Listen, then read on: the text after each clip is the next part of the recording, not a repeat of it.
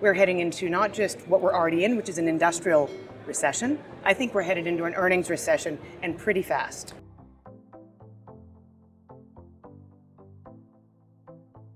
Things started to break in 2018 once we were approaching 2.5%. And Powell had been very adamant back then that he wanted to get to 3%.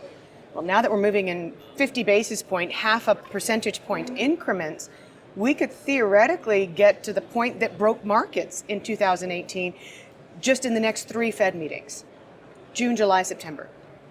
And quantitative tightening will be fully ramped up by the time we get through August, because it's a 3-month ramp up to get to that $95 billion per month pace of quantitative tightening. You're seeing markets react quite violently to tightening financial conditions. You're seeing credit start to become disrupted. And that was the boogeyman that sidelined Powell when push came to shove. So we're going to wait and see what all this time around he's willing to break. Because things are starting to break. I think Jay Powell, since he was confirmed last Thursday, I don't know how many times I've heard him say the name Paul Volcker. And he knows very well that saying Paul Volcker is associated with the chair who put the U.S. economy into recession purposefully.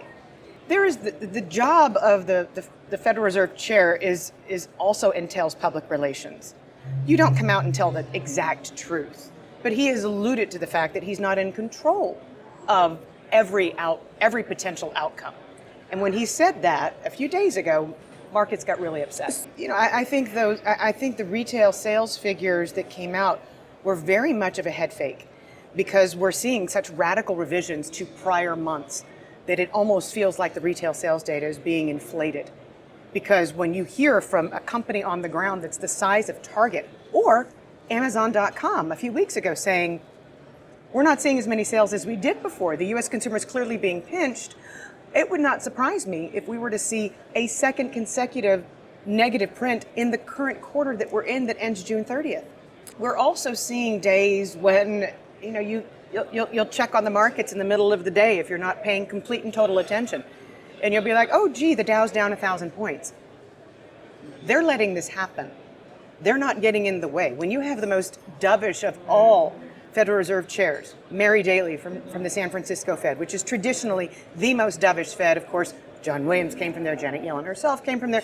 When you have somebody like Mary Daly saying, we want for financial conditions to tighten further, that they're saying we want for the stock market to keep falling. I think because we're just about finished with tax refunds being dispersed, and there really is not another major source of cash coming to strapped U.S. households anytime soon, I certainly think that quantitative tightening and the impairment effect on the stock market, on the reverse wealth effect, which I do believe works in reverse, I think that coupled with inflation is certainly going to be enough to bring down inflation for goods and services. And we're already seeing American families canceling vacations. This whole idea that they were going to move their spending from goods to services, that narrative is breaking down. Food inflation, Ukraine, and energy inflation, none of this is my fault. Bless his heart, because housing inflation is the Fed's fault. And we've seen higher prints in the consumer price index in this last one tied to shelter than we saw at the height of the housing bubble. And I think that when you see pushback on the part of consumers, that they just stop buying things, right, that companies will be faced with having no choice at all. And that's why I think we're heading into not just what we're already in, which is an industrial recession. I think we're headed into an earnings recession, and pretty fast. Again, I think the most critical differentiating factor compared to when the pandemic first hit is we're going into a very contentious election season. Right. So if push comes to shove, there's not fresh stimulus that's coming out of this Congress until February of 2023. I think a lot of the inflation that you're seeing overseas keys off of the fact that other countries import even more of their energy. And as far as runaway inflation in Canada, for heaven's sake, it's where we're sitting as one of the biggest housing bubbles in the history of mankind. So that also has been fueled by inappropriately easy monetary policy. That's not good.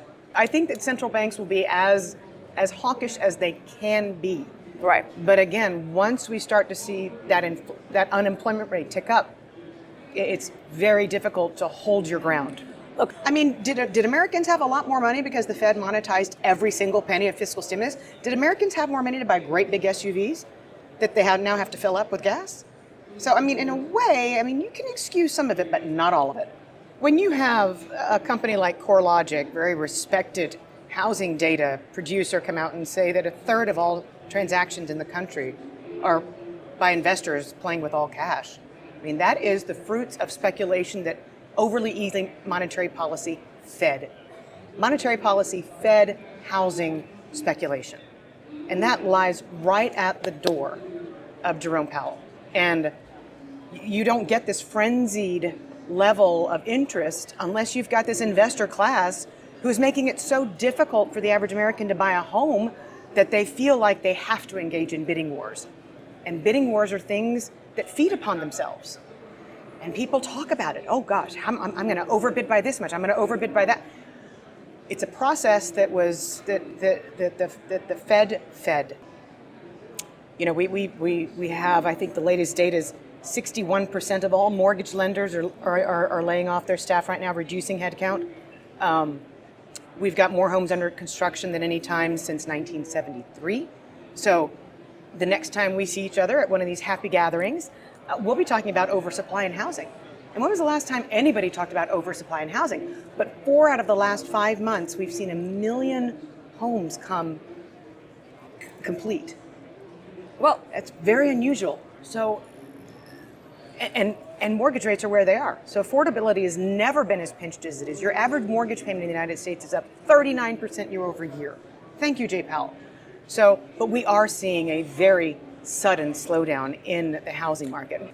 If you're an average American and housing housing used to be the biggest line item on your balance sheet, but all of a sudden the stock market became an even bigger line item on your balance sheet. What if they start to come down? Or what if the stock market comes down? Oh wait, it has. So if you own 2 homes in America, and many, many, many baby boomers did go out and buy second homes after the pandemic hit. So if your stock market portfolio is in a meltdown mode and you own 2 homes and you have 2 mortgages, what are the implications? You're going to monetize one to batten down the hatches and make sure that you don't have to work for 10 more years. right. So we could see a rush of supply into the housing market, and we've already seen evidence that home price appreciation has begun to slow. I mean, it's so hard to see because we've still got double-digit home price inflation, and home price inflation follows the supply that we're seeing come online. But I certainly think that 2023 could be a year that we see a negative sign nationwide.